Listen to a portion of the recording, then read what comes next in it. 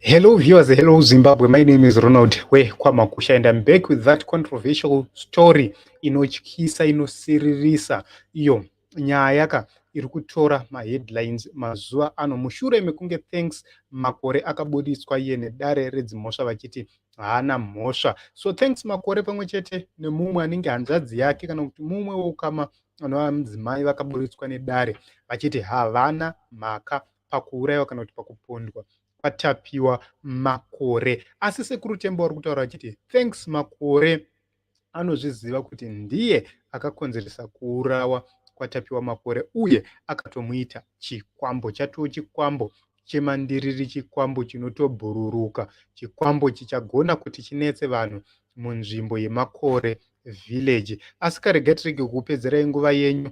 Let us get straight to this video and let us hear kuti zvakambofamba sei. Maswera seiko mhuri yeZimbabwe, maswera seiko vazukuru. Ndisekuru Tembo zvakare ndadzoka zvatinenge tanzwa nezvinenge zvichiitika mumastreet. Tinenge tichipirwa nemi vazukuru ndimune muchiti sekuru kwaitika chakati, titarisirewo mugirazi. Zvakanaka here, zvakaipa here, ndizvo zvinoitwa here. Mune right vazukuru nekuti munoziva kwekupotera. Kana dambudziko rauya munoziva kwekubvunza, vanhu vanoona ndimi munovaziva. Saka ndanzwa kubva makuseni mafoni call, mameseji, vanhu vachiti nhai sekuru titarisirewo kugirazi renyu, ndimi munhu anoona, ndimi munoziva. Ko nyaya yaTapiwa yongorova here zvanzi Thanks Makore naMaudhi vabuditswa vanzi nedare reZimbabwe dare revatongi vedzimhosva, zvanzi havana mhosva nekuti pashayikwa umbowo. Saka vanhu vanga vachibvunza kwandiri, ndikati aiwa kana ndapedza lunch ndichatsanangura zvoiswa kuMbire. Saka nyaya iripo ndeyekudai vazukuru, mhuri yese yeZimbabwe makateerera, muri kumativi mana enyika, vari mhiri, vari kumamisha, wese achanzwa apabatisise. Nyaya iyi kubva pakashayikwa tese takaona kuti nyaya kuti tiitsanangure hainyatsotsangurika nekuti mwana uyu akaurayiwa akachinjwa kuita chikwambo. Saka hapana patichadzosa musoro. Isu vanhu vematare takatozviona kuti Thanks Makore ndiye akatuma uyo hama umwe wake uyo neuyo mukomana wokudambura musoro waTapiwa kuti vatore musoro nekuti musoro waisvika uchingobva wachinjwa. Saka Tapiwa chatova chikwambo chaakutotaura chichitoshandiswa chichitoudzwa zvekuita kunzi enda unotora chakati, tikuda bhizinesi redu rikure, tikuda zvese zvatiri kuita zvikure. Saka Tapiwa kutaura kwatiri kuita akangovigwa tumabhonzo, asi iye achaachikwambo. Tapiwa chatova chidhoma chinotobhururuka chichitoenda chichitoshandiswa. Saka pane zvose zviri kuitika hakuna kwazvinoenda nekuti mwana uyu akachinjwa kuita chikwambo, kunze kwekuti kana mati touraya iye Thanks Makore tomubaya netsono, aiwa izvo ndinoita.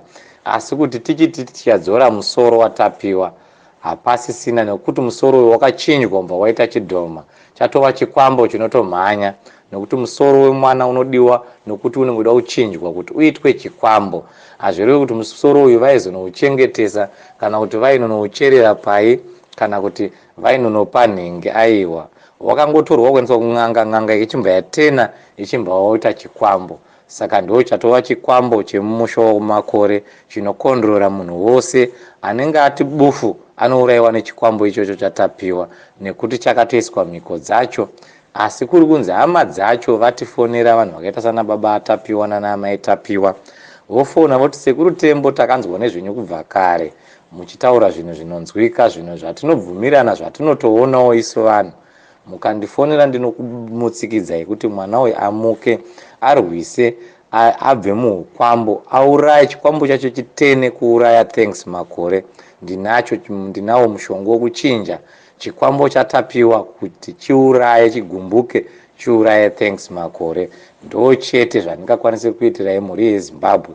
Izvo zvamunoti aiwa tikuda musoro weTapiwa, Sekuru Tembo komusoro waTapiwa, komusoro waTapiwa. Saka nyaya yaTapiwa Makore ndeyekuti yakuda hama dzake dziri close vakaita saamai nababa vosarudza kuti vanoda zvipi kuti timumutse here, chikwambo ichocho chiuraye Thanks Makore here, kana kuti sezvo pari paukama vogeza maoko vanhu vongonyarara. Asi kana vati havadi kuti zvinyararwe, vanoramba vachifamba vauya kwatiri isu n'anga dzinoona dzinoziva. Nyaya yaTapiwa ina handabvura ndakamboitaura kubva pakutanga, nekuti ndandakatoona ndakapedza nezvayakudhara kuti munhu akaita izvi ndibaba mukuru, vakachinja Tapiwa vakaita chikwambo chemumusha. Saka Tapiwa ndiye akutokondrora bhuku rose rekwaMakore, vanhu vese vekwaMakore anenge angoda kuti anobva aurayiwa nechikwambo ichocho. Saka zvaakuda kuti baba namai vake vataura kuti vashinga here todzosera kuna Thanks Makore, ongororwa nenyanga, omuka akafa chete. Ndo zvandingakwanise kuvaitira ini sen'anga inoziva.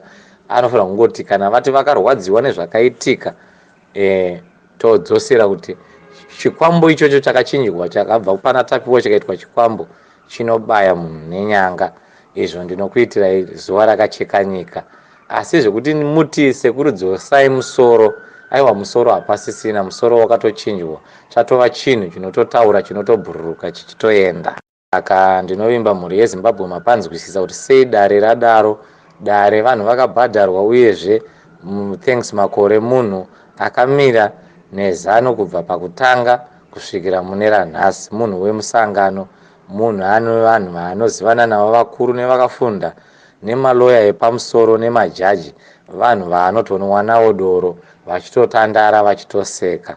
Saka imi musashamiswe kuti sei anzi haana mhosva. Aiwa, mhosva iye anotozviziva. Kana akateerera voice note yangu iyi anototaura kuti munhu uyo n'anga iri kuziva iyo anotorohwa nehana kuti ndoupi uyo ada kumutsiridza nyaya yandati ndahwina, nekuti nyaya yake ari kuiziva. Kana chikwambo chacho chaakachinja anacho, saka ndo chaakumupa mari, ndo chaakumupa. Kana ari kutotsvinda kubva paipa mukamuona before nepaakubuda futi ipapa, munotoona kuti munhu atotsvinda chikwambo chiye chaakushanda, atsvinda kupfurikidza kupenya nokugara zvakanaka. Chikwambo ichi chaakupinza mari.